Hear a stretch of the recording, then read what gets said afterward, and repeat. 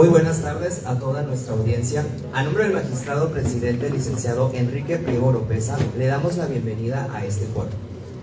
Y en su representación nos acompaña la doctora Isi Verónica Lara Andrade, consejera de la Judicatura. Iniciaremos este foro con la presentación del presidio. Nos acompaña la doctora Zulema White, presidenta de la Academia Euroamericana de Derecho de Familia.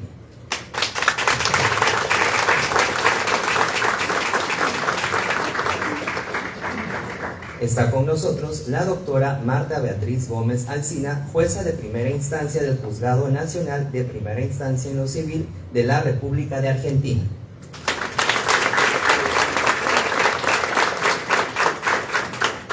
También nos acompaña la doctora Lidia Garrido Cordovera, docente investigador del Ministerio de Educación de la Universidad de Buenos Aires. Para dar la bienvenida a este foro, la doctora Isi Verónica Lara Andrade dará unas breves palabras. Muchísimas gracias, Daniel. Antes que nada, continuamos con nuestra dinámica de todos los viernes, la implementación de la reforma del Código Nacional de Procedimientos Civiles y Familiares, y es parte de este evento de hoy. Y bueno, como siempre, agradecer, muy puntual, agradecerle a los ponentes, agradecer a la Academia Euroamericana de Derecho de Familias y a su presidenta, muchísimas gracias por esa generosidad de haber aceptado esta invitación de compartir sus experiencias en este foro, que es Buenas Prácticas. Hace un momento yo platicaba con los servidores judiciales que lo bueno de un foro precisamente es que se dé esta apertura, ¿no?, de la retroalimentación. La parte más importante de un foro es la retroalimentación. Así que por favor, todas las dudas, preguntas, comentarios u opiniones que puedan tener en cuanto al tema, hagan, porque vamos a tener pues a estos expertos, que realmente es un privilegio, también al doctor Rolando, a la doctora Emma, a la maestra, después de terminar y concluir este foro. Y pues nada, sean bienvenidos al estado de Tabasco, México. Muchísimas gracias. Gracias, consejera Isi. Y para dar inicio, dar una breve lectura de la síntesis curricular de nuestra primer ponente, la doctora Zulema White. Ella es jurista presidente de la Academia Euroamericana de Derecho de Familia. Tiene la licenciatura en Derecho por la Facultad de Derecho y Ciencias Sociales, Universidad de Buenos Aires, en la República de Argentina. Es doctora en Derecho Civil por la Facultad de Derecho y Ciencias Sociales, en la Universidad de Buenos Aires, en la República de Argentina. También es especialista en asesoramiento jurídico de empresas por la Facultad de Derecho y Ciencias Sociales, en la Universidad de Buenos Aires, Argentina. Es jueza de la Cámara Nacional de Apelaciones en lo Civil, doctora en la Universidad Nacional de Buenos Aires en Derecho Civil, presidente de la Academia Euroamericana de Derecho de la Familia, posgrado en universidades de Salamanca y Montreal. Y bien, sin más preámbulo, cedo el uso de la voz. Bienvenida. Muchas gracias. Buenos días. A ver, lo vamos acá. Okay. Muchísimas gracias. Buenos días a todos. Es un placer tener la oportunidad de poder compartir este tiempo con ustedes. Si bien la Academia Euroamericana de Derecho de Familia, como el nombre lo indica, es un ámbito académico, está compuesta por numerosos jueces y magistrados de diferentes países. También nos acompañan abogados de la matrícula, académicos, como es el caso de la doctora Garrido, que es académica de Córdoba, de la provincia de Córdoba de mi país, o nos acompañan otros expertos, sobre todo psicólogos forenses, psiquiatras, que ellos no son miembros, pero que aportan a esa visión interdisciplinaria que tiene el derecho de familia. Este ámbito, además de permitirnos, digamos, compartir con todas estas diferentes orientaciones desde el punto de vista interdisciplinario y también de los distintos lugares y distintas tradiciones y costumbres nos ha traído a esta bella tierra hermosa de Tabasco, en la cual he aprendido muchas cosas, como el cacao, que no sabía, que pensaba que crecía de las ramas, pero bueno, lo importante es que hemos gozado de la cordialidad realmente y gentileza de todos los tabaqueños. A los que venimos del Poder Judicial, como es nuestro caso, nos interesa conocer las experiencias de otros tribunales. Yo creo que en especial en este momento a nosotros nos inquieta todo lo que se refiere a la aplicación de la inteligencia artificial. Ya Colombia es pionera en esto, hoy no tenemos ninguno de los jueces de Colombia con nosotros, la Corte ha empezado a implementarla, no sabemos con qué propósito, es decir, si con el propósito de asimilarnos más desde nuestro derecho continental al common law y a los leading case, que sería quizás la tarea que estaría haciendo la inteligencia artificial, o simplemente por el sistema colombiano y el cúmulo tremendo de expedientes que tiene la Corte. Es decir, no sabemos bien cuáles son los objetivos por los cuales se implementó. Por nuestra parte, Argentina ya tiene informatizada en materia de justicia federal y justicia nacional todo. Es decir, seguimos teniendo papel para archivar porque el código no se modificó, el código procesal, pero trabajamos absolutamente informatizados. Para los que venimos del papel nos resulta un poco complicado porque antes hojeábamos el expediente con mucha rapidez y ahora tenemos que entrar y salir porque el sistema nos obliga a entrar por cada uno de los documentos. Yo protesto todo el tiempo a mi hijo que es informático en la Corte y le digo, el sistema nos atrasa, es decir, nos posibilita muchas más posibilidades porque oficiamos al registro directamente del juzgado y el registro, por ejemplo, nacional de la propiedad inmueble nos contesta directamente, el abogado ya nos lleva el papelito y tiene que volver con el oficio con todo el tiempo que eso insumía. Es decir, que desde un punto de vista hemos acelerado el flujo de los expedientes. Desde otro, nos dificulta esto de entrar y salir continuamente. Miro un poco lo que escribí para no disgregarme porque soy terrible. Conocemos exactamente el número de expedientes que se inicia en cada fuero. Antes, cada fuero llevaba la estadística, es decir, yo pertenezco a la justicia civil, llevaba la estadística y sabíamos que entraban 780 expedientes diarios a la justicia civil, nada más. Además conocimos el flujo exacto del desarrollo porque ya en el momento en que él ingresa en la plataforma y adjunta su escrito. No sé si soy clara en lo que voy diciendo. Entonces, conocemos muy bien cómo es la cantidad, qué flujo cuánto tarda ese flujo en circular y la Corte controla continuamente a los juzgados de familia, a los juzgados civiles. En la ciudad de Buenos Aires tenemos 130 juzgados, de los cuales 30 y ¿cuántos? 31 o 30 familias. 34 de familia y el resto todos patrimoniales. Tenemos un código procesal que nos obliga, porque no como el que viene el proyecto que insiste en la prontitud, el nuestro nos obliga a cumplir con determinados plazos fijos.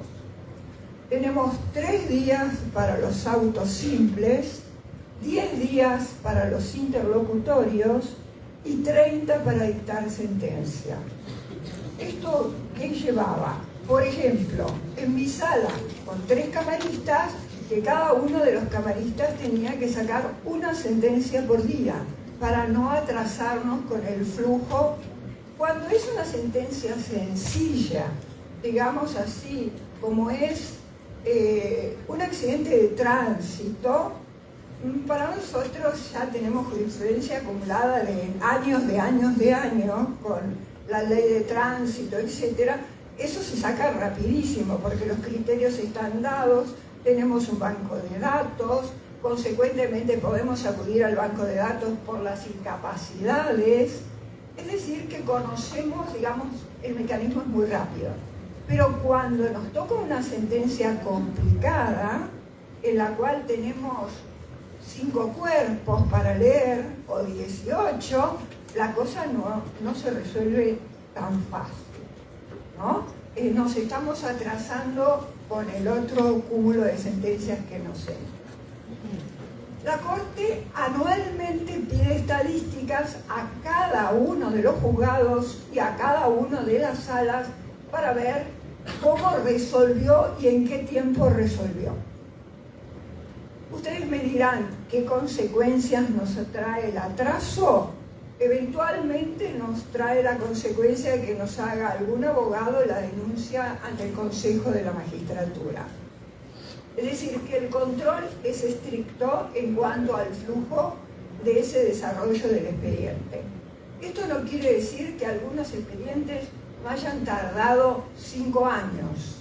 Es decir, también tenemos un promedio de los expedientes, pero para ustedes eso no les interesa porque es algo de cómo funciona nuestro Poder Judicial.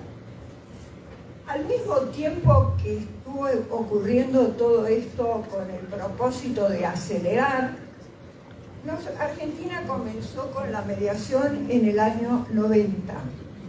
Tuvimos la ayuda de los mediadores americanos.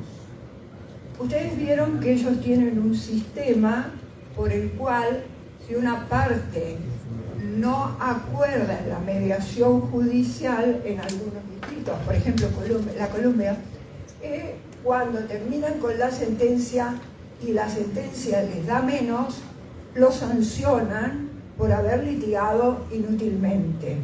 Nosotros no tenemos sistema, nosotros tenemos un sistema de mediación, no lo tenemos para lo familiar. Pero igual lo familiar se ha agitado de memoria algunas estadísticas antes de que cambiara el Código Civil y Comercial nuestro en el año 2015, 1 de agosto del 2015, porque a partir de esa fecha no tenemos más, por ejemplo, divorcios causados. Solo tenemos entrada al tribunal, eran divorcios incausados, porque los abogados muy hábilmente negociaban, porque habían sido entrenados en negociación y llegaban a acuerdos. Del 20% restante, los jueces de familia, que también estaban entrenados para negociar en las audiencias de conciliación, lograban conciliar entre un 10 y un 12%.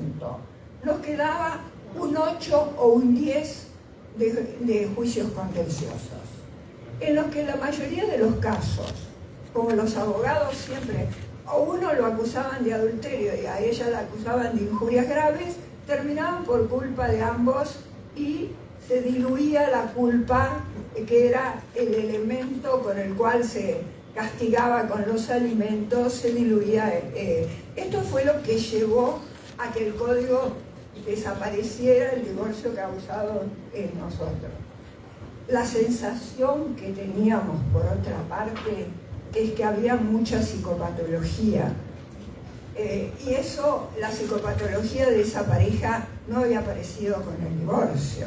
Venía, yo siempre digo, desde el día que se conocieron y empezaron a ser novios. Entonces, lo único que se hizo es incrementar durante la época del matrimonio.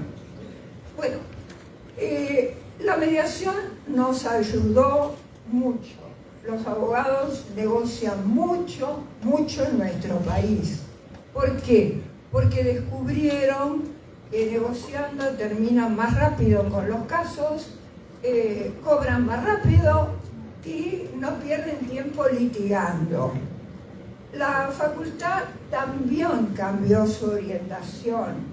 Yo soy docente en la Universidad de Buenos Aires desde que era ayudante alumna, hice toda la carrera docente y ahora soy consulta porque a los 60 años nos dicen goodbye and good luck. Y eligen algunos y algunos nos dejan como consultos para que sigamos dando clase en posgrado y en grado. La facultad también cambió en ese ánimo combativo que nos enseñaron a nosotros, porque a nosotros no nos enseñaron a negociar, ni tampoco a mediar, cambió en ese aspecto. Es decir, que hoy tenemos cursos de mediación, tenemos cursos de negociación, tenemos cursos de mediación familiar, tenemos cursos de gestionar el conflicto. Porque ustedes piensen, y esto es una referencia nada más que histórica, que los conflictos fueron planteados primero por los matemáticos. Los que son economistas tienen una materia que es teoría de la decisión y resuelven desde el punto de vista absolutamente racional. Lo que ocurre en los juzgados de familia, que el elemento emocional es tan importante que lo racional un poco nos sirve.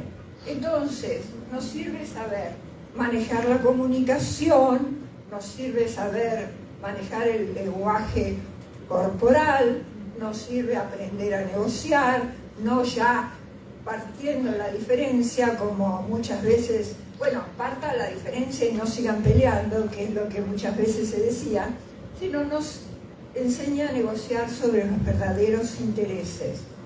Hay un gran movimiento dentro de... Yo voy a dejar la parte de los juzgados de familia a la doctora Gómez Alsina y lo de los derechos humanos se lo voy a dejar a la doctora Garrido Cordovera y al doctor Cornec. Pero les voy a decir algo como experiencia antes dije que era terrible, soy terrible. Me dejan hablar y empiezo a hablar. Bueno, quería un poco comentarles algo. Respecto a nuestro sistema constitucional. Tenemos un sistema constitucional parecido al americano, con algunas diferencias. Es decir, tenemos los clásicos tres poderes y el clásico contralor entre los tres poderes. ¿Cuál es el poder que tiene el Poder Judicial, aunque lo repita? Bueno, nuestro contralor es la inconstitucionalidad de las leyes cuando van en contravención a las leyes que dicta el Parlamento. Pero a eso se agregó todas las ratificaciones de las convenciones de derechos humanos a partir del 44, 48 en Bogotá, ¿no es cierto?, y las sucesivas convenciones. Es decir, que hoy tenemos un problema de la constitucionalidad de la ley y también que no sea anticonvencional. Eso es nuestra tarea. Yo oí, y no sé si estoy equivocada, en la universidad me plantearon qué pasaba cuando había conflictos entre la convención y la ley. Bueno, nosotros las consideramos operativas. La Corte dio ese lineamiento y en el 94, con la reforma constitucional, se incorporaron algunas de esas convenciones sobre los derechos humanos y el Parlamento tiene la posibilidad de seguir incorporando. Prueba de eso es que acaba de incorporar la Convención de los Adultos Mayores con el nivel constitucional. Entonces, tenemos que tener mucho cuidado con las opiniones consultivas, con los dictámenes del comité, con las sentencias de la Corte, para que nuestro país no sea sancionado. A pesar de eso, fuimos sancionados. Quiero decir que no nos escapamos a algunas sanciones. Es decir, no fue fácil convencer a los jueces que aunque el derecho interno dijera algo, si la convención decía otra cosa, teníamos que aplicarla. Esto lo marco porque me hicieron algunas consultas de ese tipo en la universidad. Bueno, Dejo entonces a la doctora Gómez Alsina con todo el tema de la justicia familiar, a Lidia con los derechos humanos y a la... Muchas gracias por haberme permitido estar con ustedes.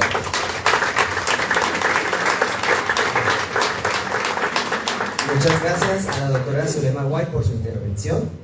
Y nuestra segunda ponencia en este foro es la doctora Marta Beatriz Gómez Alsina. No sin antes, de comienzo, vamos a dar una breve lectura de su síntesis curricular.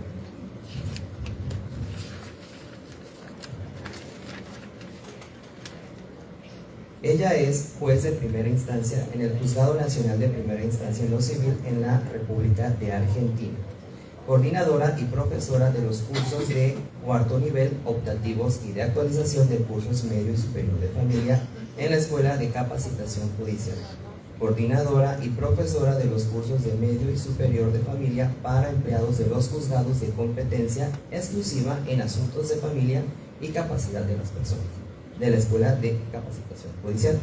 Es coordinadora de la jornada Interpretación de la Nueva Ley de Salud Mental, llevada a cabo en junio del 2011 en la Asociación de Magistrados y Funcionarios para la Justicia Nacional.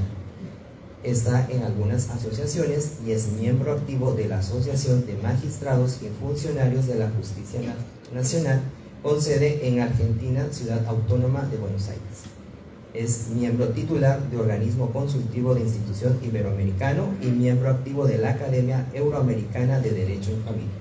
Bienvenida, doctora. Cedemos el uso de la voz para su ponencia. Bueno, les agradezco la invitación y todas las atenciones recibidas desde que llegamos a Villahermosa.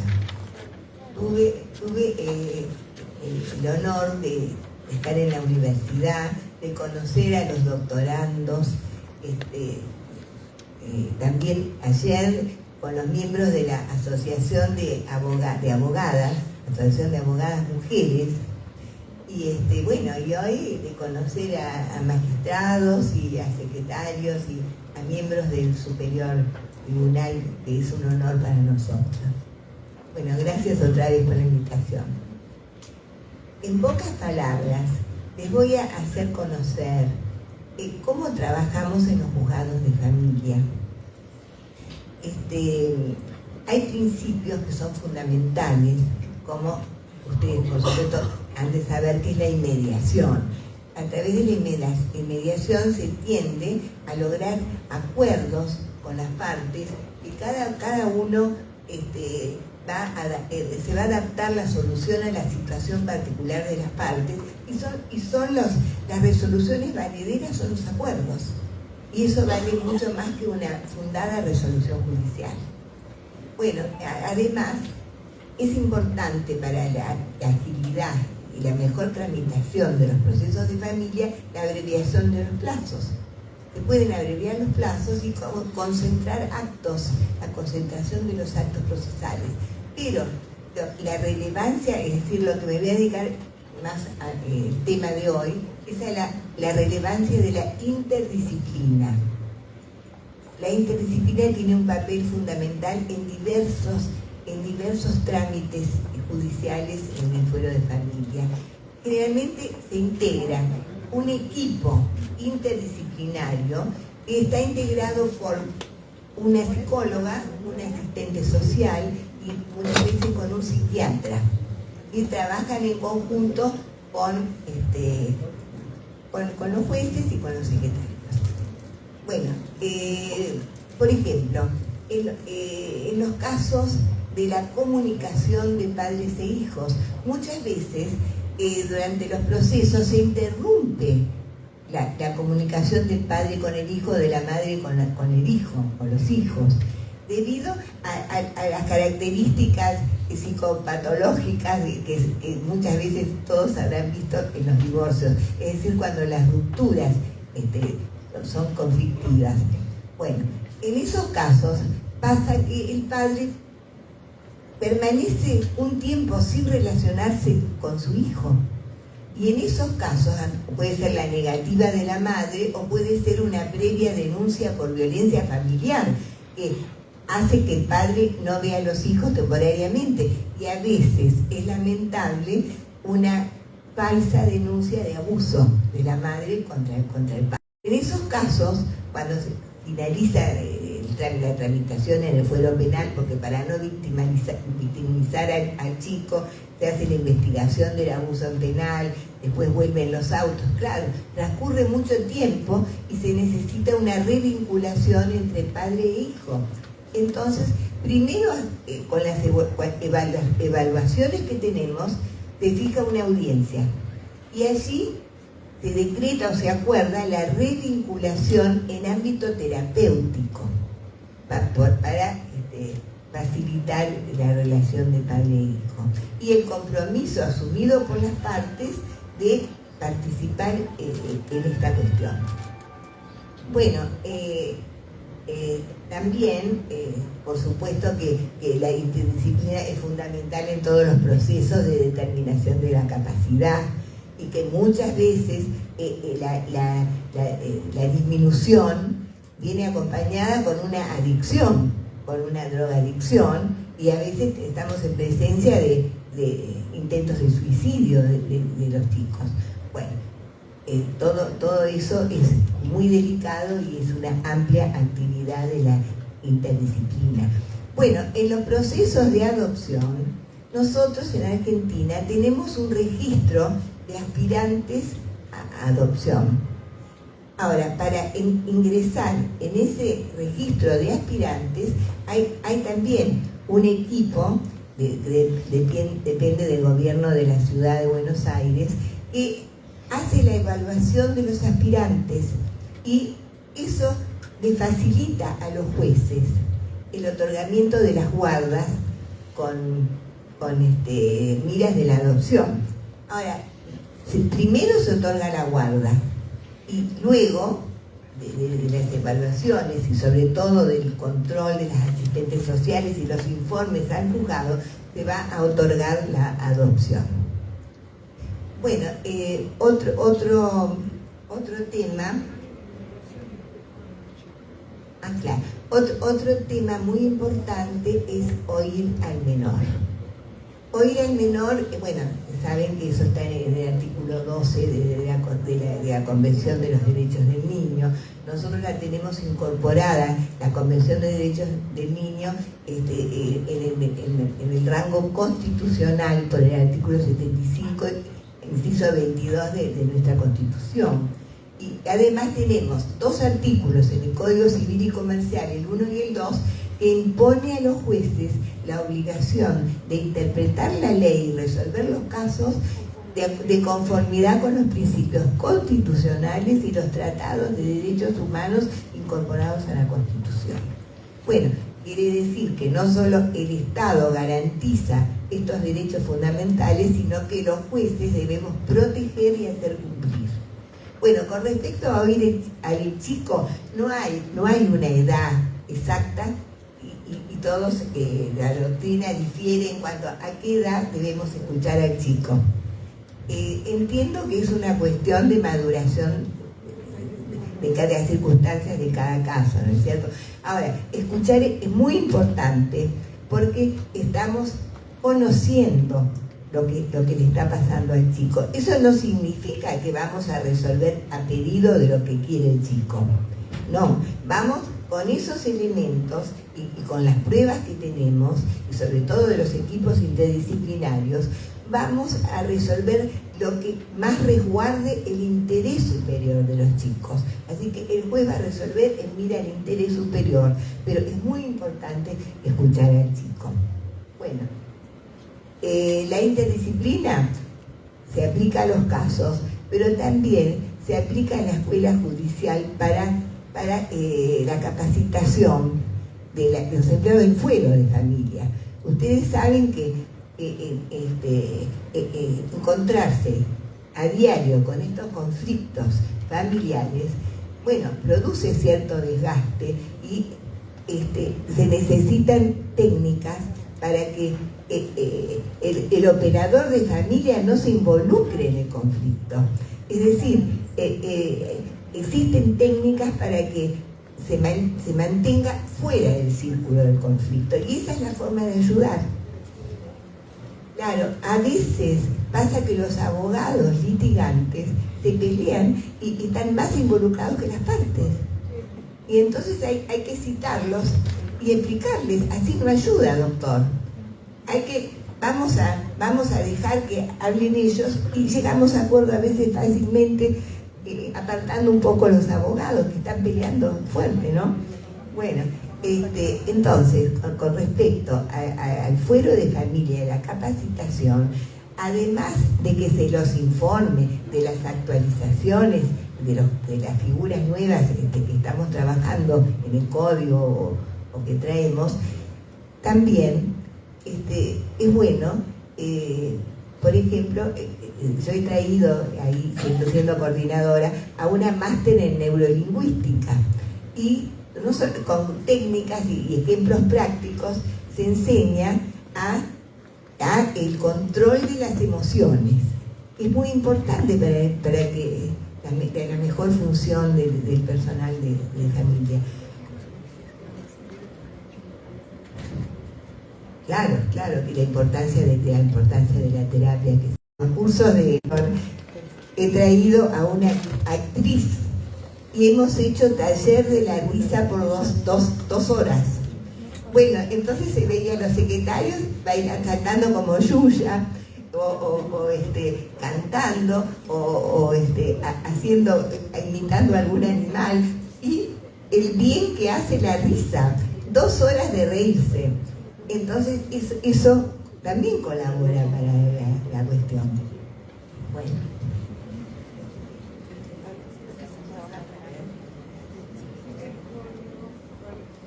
Nosotros no tenemos un código procesal de familia, pero en la práctica y a través de la doctrina que deriva de los fallos, tenemos un manejo que ahora están elaborando un código civil de familia. Por ejemplo, hay normas que no se aplican porque dictada la medida cautelar, en la esfera patrimonial hay 10 días para promover la acción. Esto se ha dejado de lado en distintas, porque los tiempos son distintos en familia y no se puede ser tan riguroso con estos plazos. Bueno, yo pienso que aparte de eso y de la aplicación de los tratados tan fundamental como dijo la doctora, hay una orden de prelación de las leyes en nuestra propia Constitución. Es decir, primero los tratados internacionales, después las leyes, después los decretos, bueno, que no era innecesario que haya una expresa obligación de los jueces de aplicar, porque la norma superior debe prevalecer sobre la norma inferior. Bueno, ¿alguna pregunta? Bueno, las preguntas son después.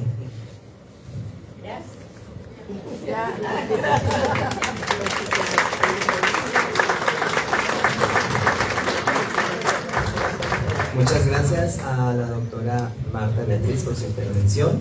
Y bien, para continuar con este foro, la tercera intervención es a cargo de la doctora Lidia Garrido Cordovera y vamos a dar una breve lectura a su síntesis curricular.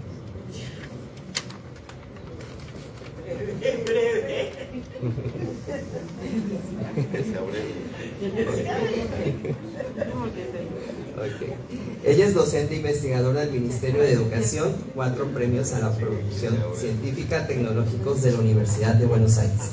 Abogada de la Universidad Nacional del Nordeste, es especialista en Derecho Registral de la Universidad Notarial Argentina, doctora en Derecho de Universidad por parte de Buenos Aires y es especialista en Derecho Privado, es posgraduada de Derecho Continental en la Universidad de París, académica correspondiente de la Academia de Derecho y Ciencias Sociales de Córdoba, es categoría 1 de docente investigador del Ministerio de Educación, catedrática de Contratos Civiles y Comerciales en la Universidad de Buenos Aires, tiene el premio a la excelencia académica de la Universidad de Buenos Aires en el año 2015 y es una personalidad destacada en el ámbito jurídico de la Cámara.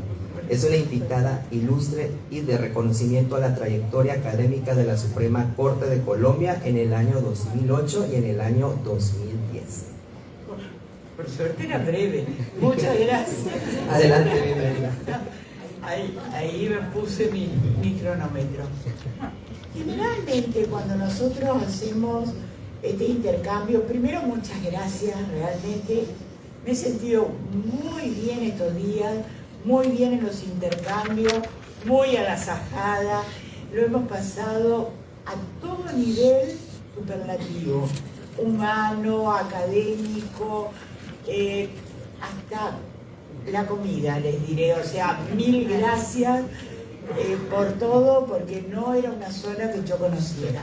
Así que, gracias a Rolando, gracias a Emma, gracias que estuvimos en el tema del diálogo con los doctorandos. Y este es un rol diferente, porque ustedes en definitiva son los que van a tener que aplicar, los que van a tener que decidir cuando enfrentamos un conflicto. Y nosotros, en mi caso, viniendo de la academia, puedo encuadrárselos, puedo decirle, bueno, la teoría de fulano, de Mengano, dice así Carlucci, dice así la doctora Will, dice así Solari, pero los que van a ver los hechos y los que van a tener que decidir, los que van a tener que aplicar circunstancias, personas, tiempo y lugar, son ustedes. Entonces, yo me planteé ciertas preguntas que tienen que ver con qué herramientas deberíamos contar. Una de las herramientas con las que deberíamos contar, y me incluyo porque como cuando doy los cursos de magistratura tengo ese respeto hacia el rol de la judicatura, tiene que ver con conocer los principios y conocer los valores de la sociedad en la que yo estoy ubicado y en el tiempo-espacio en el que estoy ubicado. No porque uno sea un viejo y un naturalista, sino por el hecho de que si ustedes quieren, yo soy más partidaria de las teorías trialistas. Las teorías trialistas que me identifican la norma como aquella regla jurídica que debo acatar, pero es regla, ¿se acata o no se acata? La diferencia que hay con el principio es que el principio me guía, para algunos muy poéticamente la estrella polar que está allá y que nunca puedo llegar a alcanzar, etc. Pero yo no me quedo solo en las reglas, que serían las normas, o en decirle, miren, que ustedes tienen los principios humanos, no se pueden olvidar del principio pro homine, no se pueden olvidar del principio de progresividad y no regresión, no se pueden olvidar en caso de infancia de los derechos de ser oído, del derecho al alimento, de un hábitat adecuado, a la salud. O sea, yo tengo un montón de sistema, si ustedes quieren, de dónde bucear para encontrar la solución del caso. El problema en realidad reside en que ustedes tienen que decidir qué tipo de juez, fiscal, defensor o el lugar donde estén ubicados vayan a querer ser. Si son el viejo juez, o le llamábamos nosotros como el juez Júpiter, donde me aferro al positivismo, me aferro a la ley y al estilo viejo, sin equidad de los romanos, dura lex et lec, y la aplico, voy a ser Hércules, el juez de los casos difíciles de Working, y empiezo a encontrar de dónde aplico tal o cual situación, o voy a ser Mercurio, Hermes, que va a dialogar entre lo que ocurre en esta sociedad, no lo que ocurre en Argentina, no lo que ocurre en Francia, lo que ocurre acá, en Tabasco, acá, ni siquiera lo que ocurre en México o en otro estado, y voy a dialogar con las normas y los principios que tengo. Ese es mi primer problema. Mi segundo problema radica que, así como les dije, yo hablo de valores, voy a sostener entonces que la decisión que tomemos nunca va a ser neutra. La decisión que tomamos, lo querramos asumir o no, siempre implica estar realizando un valor lo mejor posible. Todos decimos que queremos la justicia, pero entre la justicia tenemos el orden, tenemos la paz, tenemos la seguridad, etc. Y a veces no tengo que ser tan ambicioso. Puedo tratar de decir, bueno, pero a ver, ya los romanos me hablaban a mí de la equidad. Y después cuando hablamos de los derechos del hombre, hablamos del principio de solidaridad. Entonces yo puedo tratar de bajar a la resolución que haga o a la sentencia que haga la equidad, aunque no sea la justicia estricta, o el principio de solidaridad que está en varios tratados, y si no es un principio también general del derecho, a veces lo tengo positivado en algunos sistemas, como en la cuestión de las generaciones futuras, y otras veces no, pero no importa, ustedes lo pueden buscar. Pero, ¿qué tengo que hacer? Y qué es lo que a mí me preocupa y me sigue preocupando de nuestros jueces en Argentina. Yo tengo que darle la posibilidad al que lee la resolución, al que lee la sentencia, de que entienda cómo llegué de A a B. Entonces tengo que explicitar. De hecho, tantos problemas hemos tenido que lo tenemos en el código, en el artículo 3 nosotros. Le obliga sea, sino que me diga por qué todo eso se aplica a las circunstancias del caso. Y él decide que va a fallar de esa manera. Para apartarse de los antecedentes o para seguir los antecedentes, no importa. Yo tengo que decir cuál es ese procedimiento. Habló Marta del artículo 1 y 2, que me baja en Argentina en una... Uy, ya empezó... ya me empecé a asustar. Que me baja en Argentina este tema de la aplicación de todas las convenciones y los principios, no solo las convenciones, que la Argentina sea parte y haya ratificado, sino también los principios que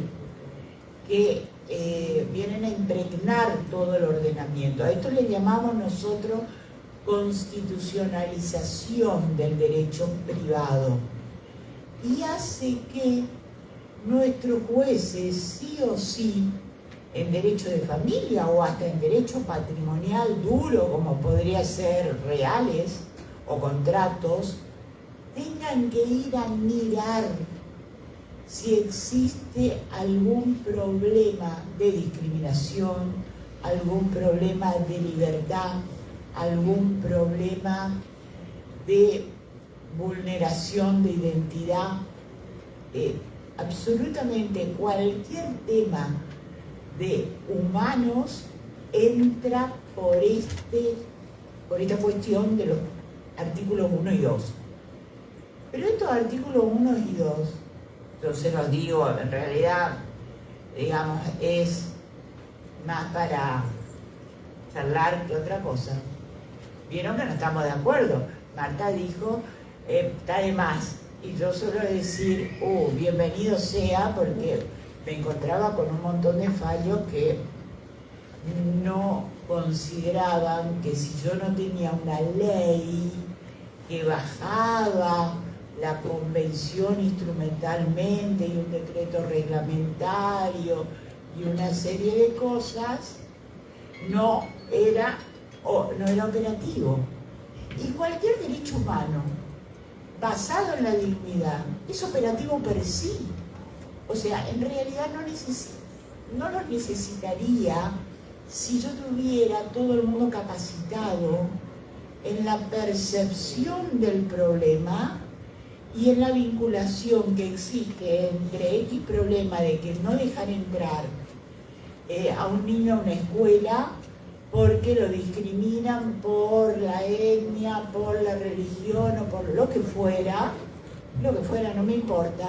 Si yo tuviera en claro que los principios de humano rigen igual, tenga o no una norma específica, yo juez decido y obligo a la incorporación de ese niño. Y ustedes me dirán, bueno, pero la verdad el niño la va a pasar muy mal porque va a sufrir de bullying, va a sufrir esto, va a sufrir... Verdad. Terapia en las escuelas, talleres de convivencia, reglamentos internos, mediación escolar, que también armas. Pero si yo juez o yo defensor no capto el problema, ¿cómo voy a esperar que el niño, los padres lo capten? A eso, yo creo que el verdadero problema nuestro es que no hacemos carne. Primero el problema social o económico o lo que fuera. Segundo, la operatividad de la norma. Y tercero, la posibilidad de solucionarlo, que lo tengo mediante la justicia. Si yo hiciera cargo de eso, la respuesta a una pregunta que yo siempre me hago, de que si pueden las instituciones del derecho reconocer e internalizar un debate social y valorativo, sería así. ¿Sería deseable que lo hicieran? Yo también creo que sí. Y dejo afuera para después otras cositas que me anoté. Gracias.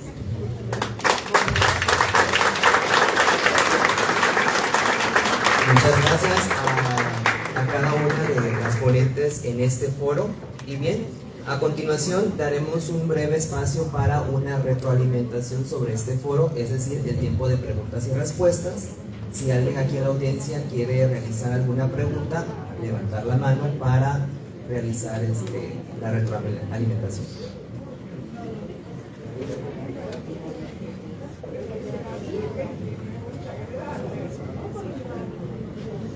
No hay.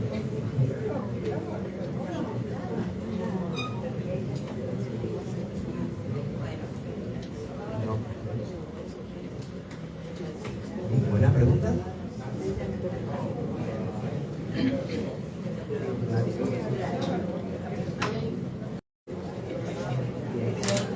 Este evento cedo el uso de la voz.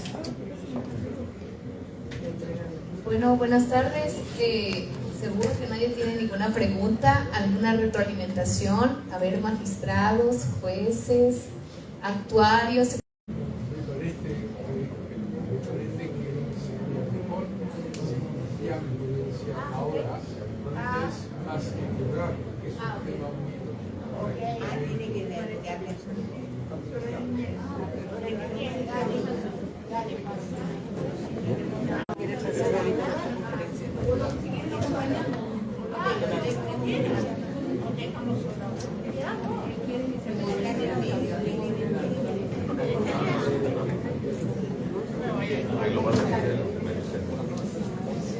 Bien.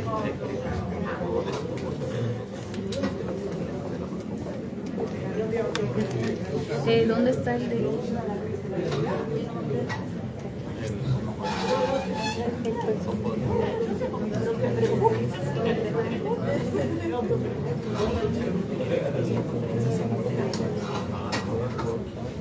Rolando, ¿cuánto tiempo tiene?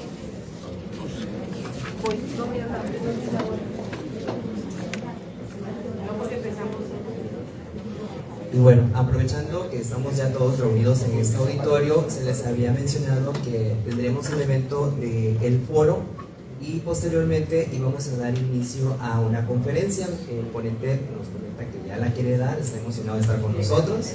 Y bien, vamos a presentarlo de forma muy rápida. El nombre de esta conferencia es La restitución del menor en el ámbito internacional y está dirigida por el doctor Alain Cornet, que es miembro fundador de la International Academic of Matrimonial Lawyers, especialista sobre la restitución internacional de personas menores de edad. Y bueno, antes de dar inicio voy a dar una breve, a como el doctor me lo ha pedido, lo más breve posible su síntesis curricular. Bien. Él ha tenido diferentes publicaciones en su trayectoria y una de ellas es La Convención de La Haya y el Juicio de Salomón en el año de 1996. También ha publicado Las nuevas formas francesas sobre jurisdicción y ejecución. También ha hecho otra publicación que se llama Definición objetiva de los intereses superiores del niño. Él es presidente de la rama francesa de defensa de los niños desde el año 2020. Y bueno, sin más preámbulo, vamos a darle la bienvenida y el uso de la voz al doctor Alain Cornet. Bienvenido. Muchas gracias.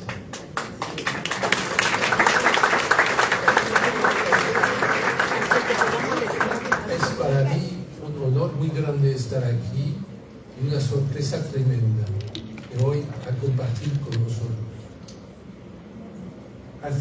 Cumplí la semana pasada 50 años de trabajo como abogado. Y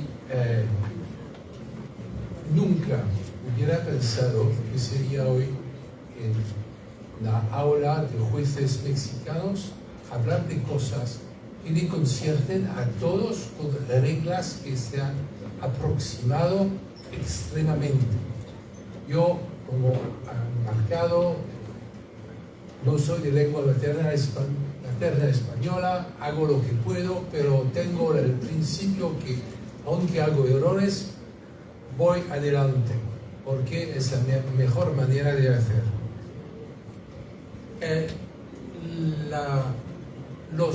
Las normas que se han aproximadas, que nos han vinculado especialmente en derecho de familia, punto que deben aplicar las mismas normas en Europa y aquí, son, para empezar, el convenio de La Haya sobre furto de niños de 80. Eso he aplicado casos de furto de niños con México y muchos otros países de América Latina. Tenemos el convenio de La Haya sobre el servicio de proceso afuera, y también es lo mismo, las reglas son similares. Tenemos, y eso es una sorpresa más grande, el convenio de derechos de los niños, que fue firmado para todos los países del mundo. Los americanos del norte no lo aplican, no lo han ratificado, pero lo han firmado. Y lo que es también una sorpresa grande confirmada aquí es que el derecho público viene a tener un rol mucho más grande cada día, el derecho constitucional, el derecho público, el derecho de protección, mucho más grande cada día en... Gracias. Si pueden leerlo, está bien. Mucho más grande cada día en la vida de abogados de familia y jueces de familia. Y entonces estoy en situación excepcional porque estoy hablando de aquí a jueces que normalmente quedan en la otra posición. Voy a hacerles dos propuestas y que tendrán que elegir. La primera propuesta es hablar de la definición del interés superior del niño y una definición objetiva del interés superior del niño. Eso es una ley que se aplica aquí y el doctor Rolando hizo su tesis sobre el tema hace una cantidad de años y que no voy a divulgar aquí, pero es una cosa que es la ley aquí y tengo una herramienta que me parece muy importante. La segunda posibilidad es que hablo de un concepto que existe en derecho francés, que no existe aquí, que es el mandato de tutela. Tiene una ventaja mayor porque no costa nada al Estado, costa poco a la gente y también alivia el trabajo de jueces de familia, jueces tutelares. Y entonces tienen que elegir entre uno y el otro.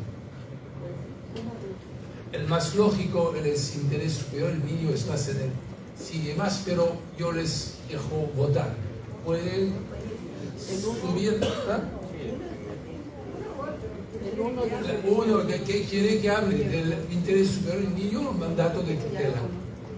Mandato de tutela. Suben la mano. ¿Ah?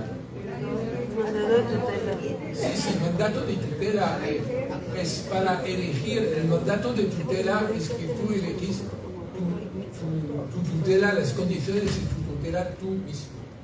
Y eso es, tienes un auto-trust, lo haces para ti mismo y entonces se aplica inmediatamente el día que vuelves incapaz, se aplica inmediatamente en las personas sin juicio.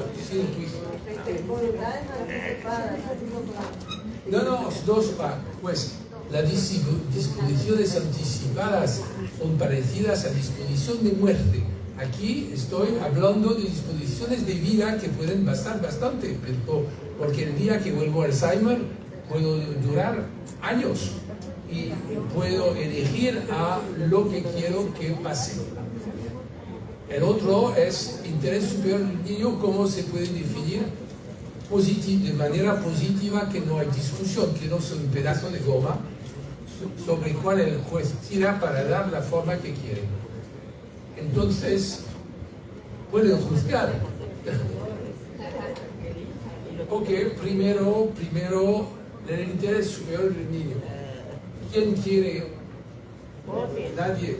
Vote. Levante la mano. Uno, yo quiero dos.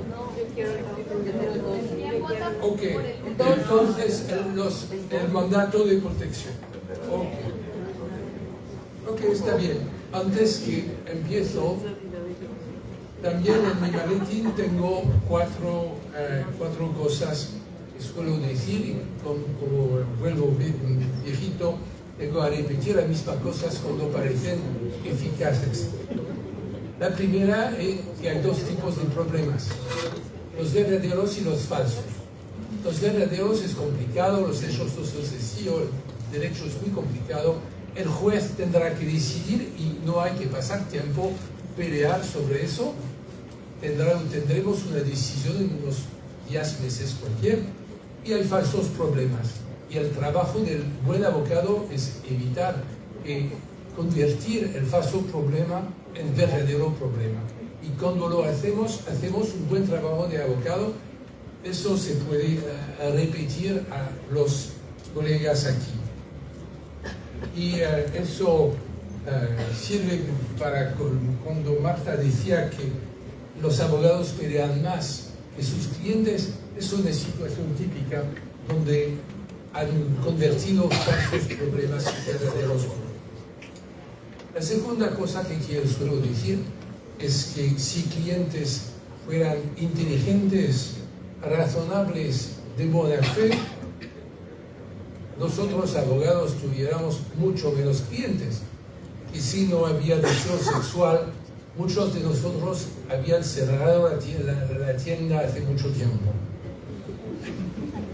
La tercera cosa es una frase interesante, pero no tengo tiempo para desarrollar, es que el hecho hace el derecho, hace la decisión y prepara la ley que va a seguir de toda manera. Y la cuarta cosa que digo que hay que repetir cada día altavoz, no la había hecho hoy, y voy a hacerlo para su beneficio, es que la inteligencia es lograr el mejor resultado a largo plazo, no de inmediato, a largo plazo. La inteligencia es lograr el mejor resultado a largo plazo. Entonces, Entonces, el mandato de protección. Tenemos en derecho francés las voluntades anticipadas, como aquí, pero el Código Civil nos permite, artículo 4707, el Código nos permite elegir lo que va a pasar si estamos en la situación de tutela. La situación de orden público de las tutelas, que era la situación anterior, el juez va a decidir quién va a nombrar como tutor. Lo voy a utilizar como de manera general, como tutor, y el tutor va a prender decisiones, pero para las importantes deberá ir al juez otra vez para tener una decisión. Y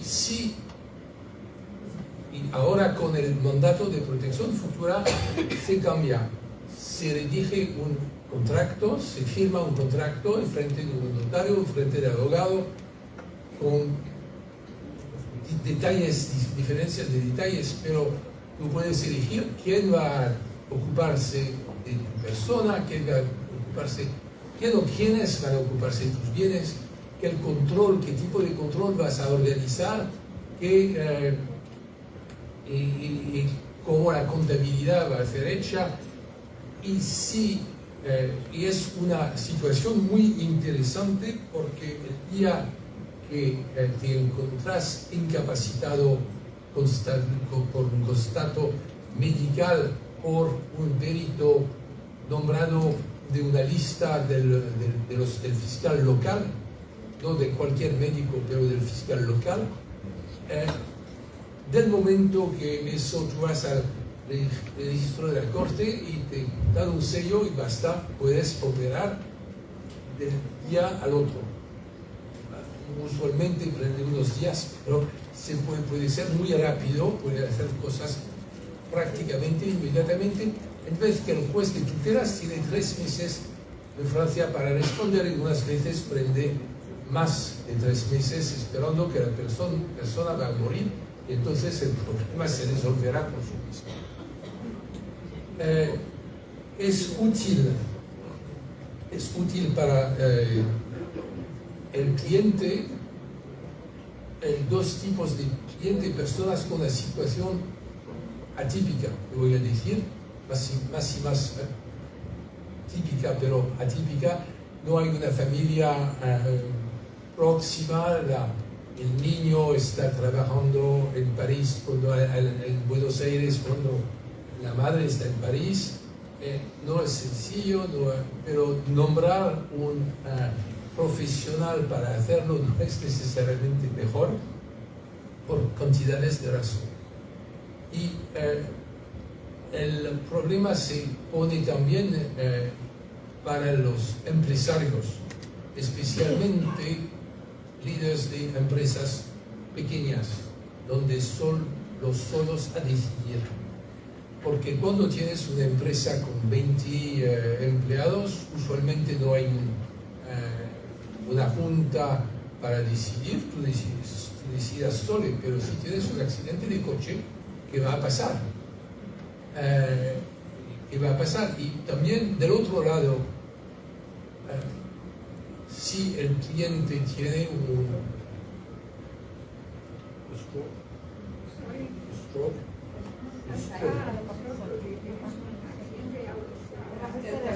si el cliente tiene un accidente cerebral, ¿qué puede pasar? Tuvimos un caso donde la casa de sucesión franco-rusa, muy compleja, pero esencialmente la cliente tenía que empezar un litigio en París. Hubiera sido un litigio en Moscú, tenía que empezar un litigio en París donde el marido había muerto, y habíamos preparado todo. Y antes que firmó cualquier cosa o que nos dio cualquier acuerdo, tuvo un accidente cerebral grave, y nunca de un día al otro había un apuntamiento al despacho para leer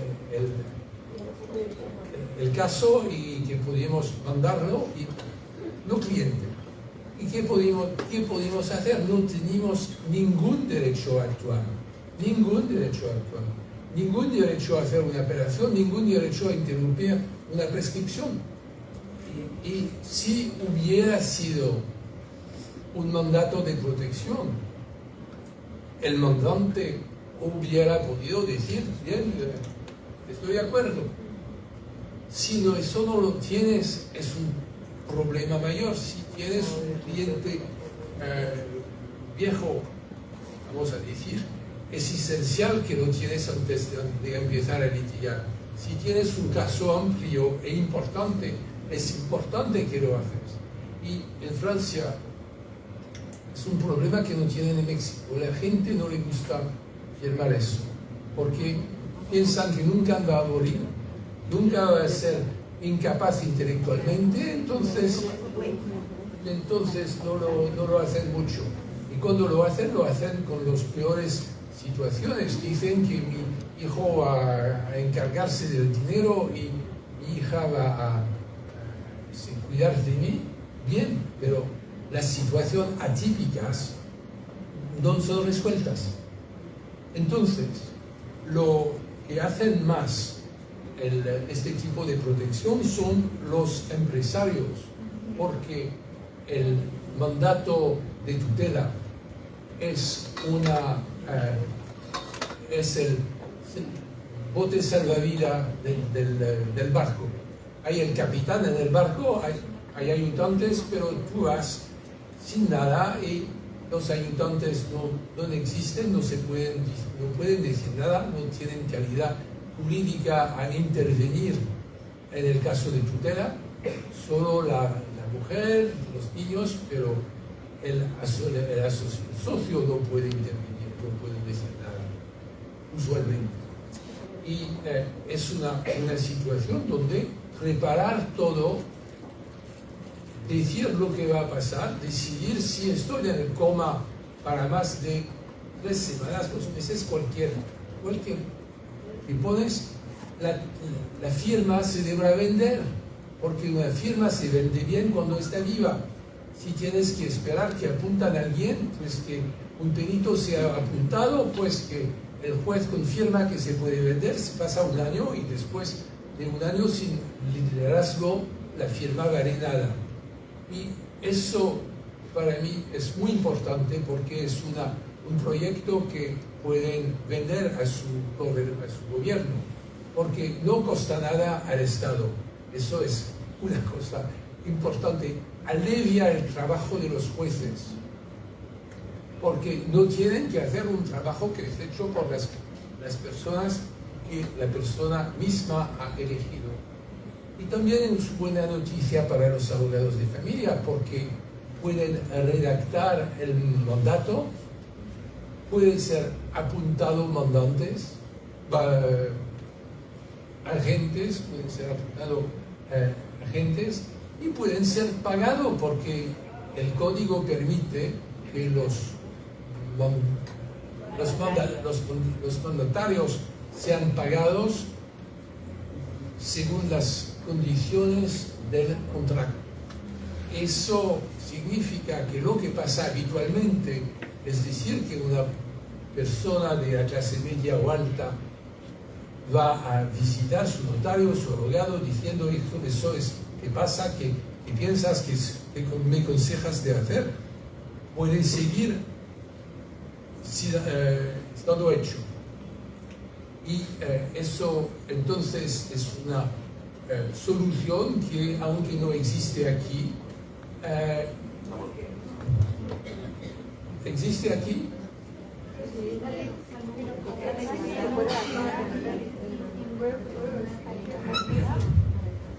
Yo creo que existe desde el punto de vista de la autonomía de la voluntad.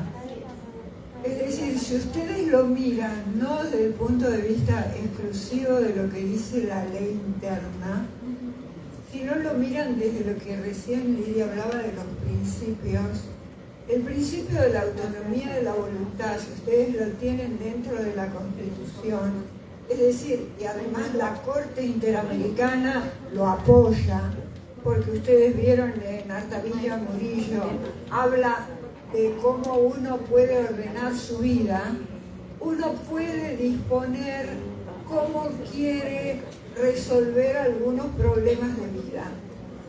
Es decir, yo puedo decir, si me incapacito totalmente o si tengo una capacidad limitada y necesito un apoyo conforme la Convención de los Derechos de las Personas con Discapacidad, yo puedo elegir mi curador si estoy totalmente discapacitada y puedo elegir mi apoyo si no es total. ¿Eso qué quiere decir? Que yo puedo decir, yo quiero como apoyo para resolver lo de la empresa que planteaba Alan a mi hijo que es economista, que vive conmigo en Buenos Aires. Pero para resolver mis problemas personales, para quien me cuida en mi casa, quien me administra lo cotidiano, no, voy a elegir a mi otra hija, Giselle, porque sé que ella es más sensible con mis necesidades. O puede ocurrir lo contrario, los notarios dicen en Buenos Aires que no se eligen normalmente que muchas veces se eligen los hermanos.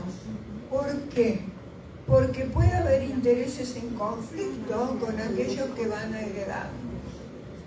Entonces yo creo que ellos también pueden hacer el mandato invocando principios de la Convención. Muy interesante, pero tengo un problema aquí con eso. Estoy en Buenos Aires y voy a un notario y a hacer contrato, pero que dice que el juez va a respetarlo sin una legislación específica. No va a funcionar con certitud, y la certitud es un elemento esencial. La certitud que va a pasar, que el juez va a dar la certeza,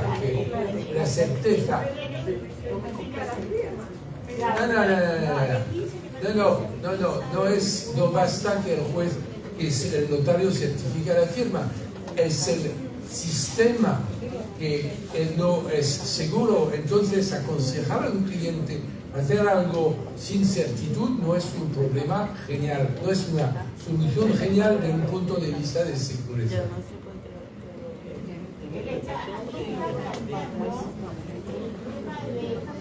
El sistema normativo, hasta dónde llega y hasta dónde.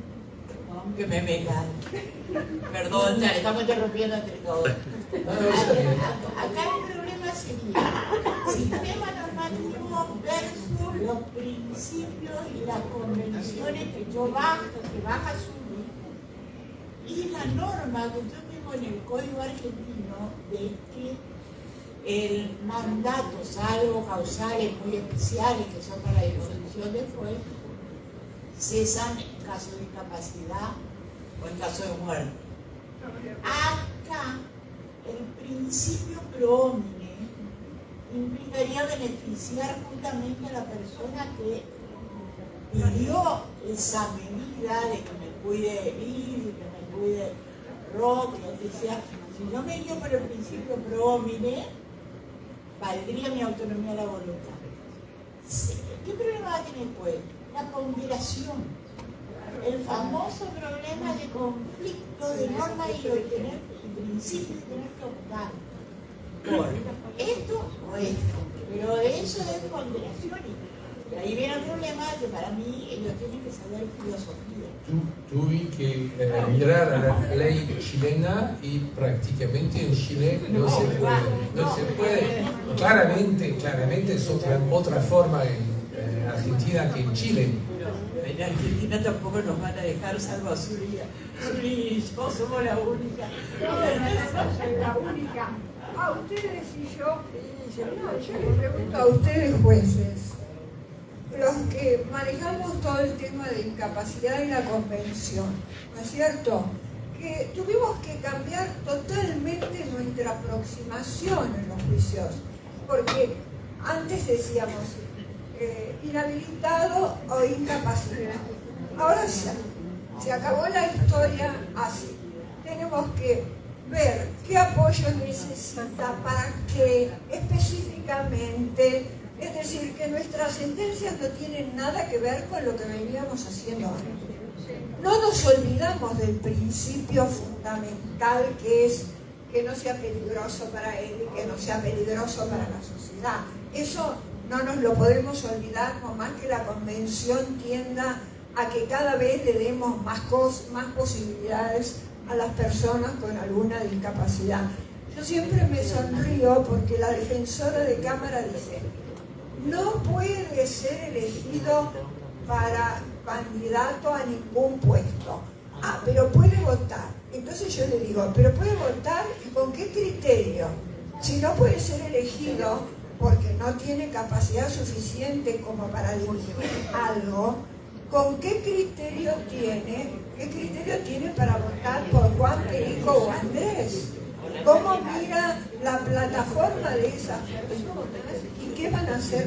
Aunque todos mientan, porque ustedes se van a sonreír cuando digo esto, es decir, aunque todos los políticos nos mientan y nos pongan papelitos de colores o cuentas como los españoles, la realidad es que uno tiene que mirar y evaluar, ¿no es cierto? ¿Y con qué criterio va a evaluar si no tiene capacidad para autodecidir? Ninguno. Pero bueno, ella piensa de ese modo y siempre escribe lo mismo.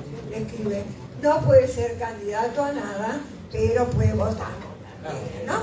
Pero yo les pregunto a ustedes, si yo hice, por más que el mandato para los tradicionales contratos solo sirve para lo económico, porque lo tenemos todos en los códigos, si yo voy y hago una escritura pública y hago todas esas manifestaciones frente al notario y decido que mi vida se maneje de esa manera, el juez lo único que va a hacer es controlar al que yo designé como curador o como apoyo, y lo va a controlar como lo controlamos nosotros cada un periodo anual, que rinda cuentas, pero ¿por qué no va a aceptar mi voluntad?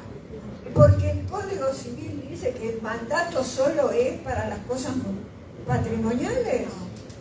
¿Ustedes decidirían así? No, yo quiero ver qué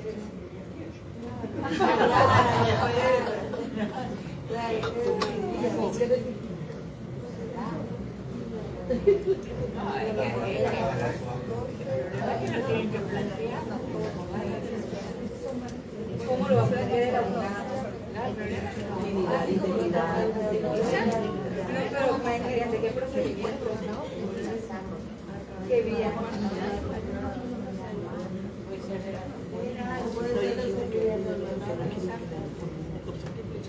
Pero bueno, tenemos una hora muy interesante. Me interesaría saber quién en esta aula sería listo para sí mismo, a la edad de 65 o 70, a firmar, a poner en papel un tipo de testamento de vida vital, diciendo que eso es que va a pasar, y a largo plazo la inteligencia siendo el mejor resultado a largo plazo, no solo eligiendo el hermano, en vez, porque hay conflicto con los herederos, pero también si el hermano tiene un ataque cerebral, también, ¿quién va a suceder al hermano? Bueno, o sea, hay que tenerlos y hacerlos firmar al mismo tiempo. Y eso me interesaría que me decían si eso es una cosa que son listos a hacer o que le parece que son listos a hacer. Claramente no prenden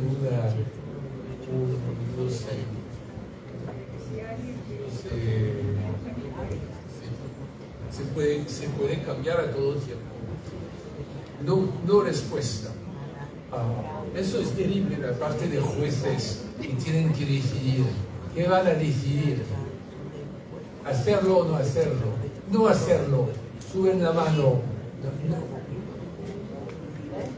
O admitirlo. Pues sería hacerlo, ¿no? Sería como una voluntad anticipada, claro, que en periodo antes de que se volviera la enfermedad, ¿no? Por supuesto. Hay que tener un perito oficial de la lista del fiscal, que es una lista pequeña de peritos especializados que van a decir esta persona debe ser en tutela o en curatela, y eso puede ser aplicar, esa pericia se puede utilizar en el sistema normal, el sistema judicial normal, o se puede utilizar en el sistema voluntario. Entonces la incapacidad es marcada por eso. También si la persona vuelve a ser competente, va a tocar a la puerta del juez y dice: el tipo acá me está robando.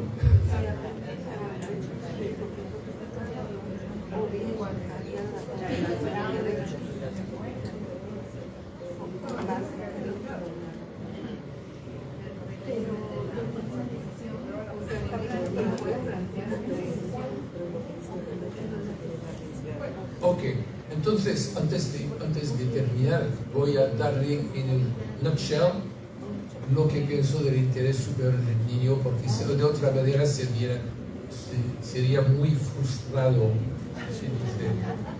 El interés superior del niño es un pedazo de goma que prende la forma que el juez quiere. No es verdad, no es más verdad, no es verdad más.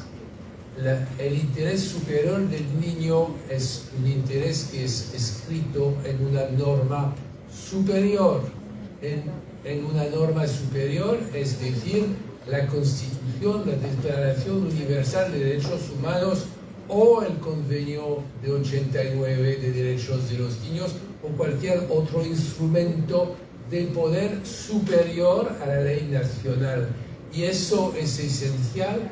Es una cosa que deben saber porque permite de salir, de decir que el interés superior de Pepe es estar con mamá o con papá. Eso no es un interés superior, es el interés del niño que deben decidir como jueces.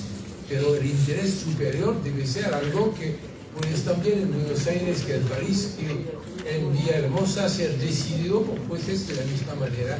Y entonces el Convenio Universal tiene 40 artículos con más de 60 derechos fundamentales, y esos derechos fundamentales son los intereses superiores del niño. Hay más, pero esos son intereses superiores, y eso es un mensaje importante que quería decirles. Muchas gracias por su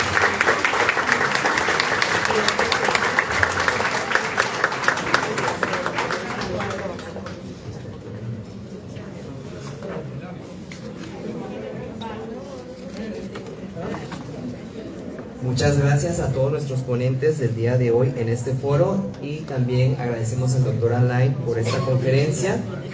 Para dar cierre de manera oficial a este foro y al evento del día de hoy, vamos a hacer la entrega de los reconocimientos a cada uno de los ponentes que hoy nos impartieron la sesión.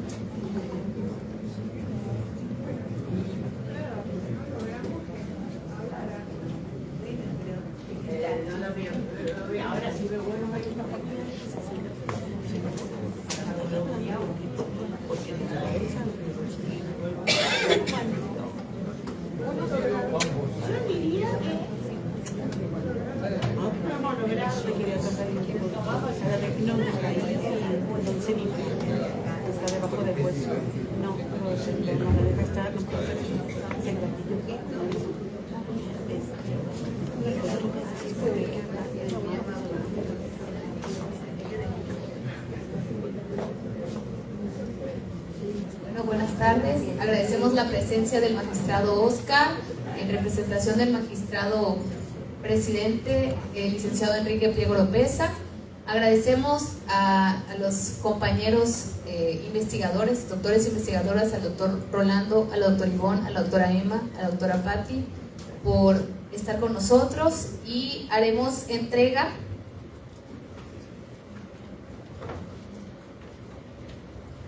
del reconocimiento a la doctora Marta Gómez Alsina. Gracias, doctora.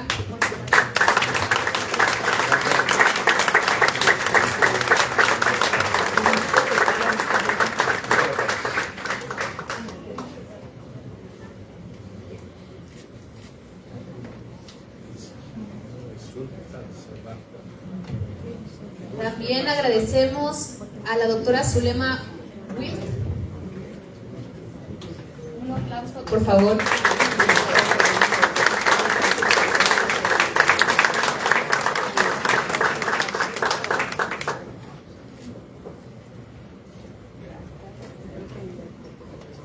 Asimismo, se otorga el presente reconocimiento a la doctora Lidia Garrido Cordovera.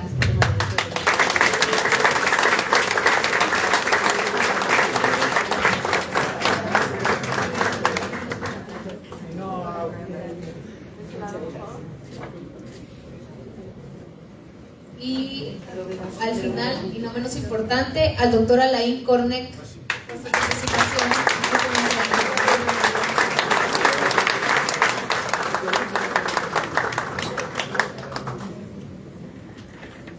Muchísimas gracias a cada uno de ustedes por estar atentos a esta conferencia, y gracias a los invitados por haber asistido a este foro del día de hoy. Muchísimas gracias.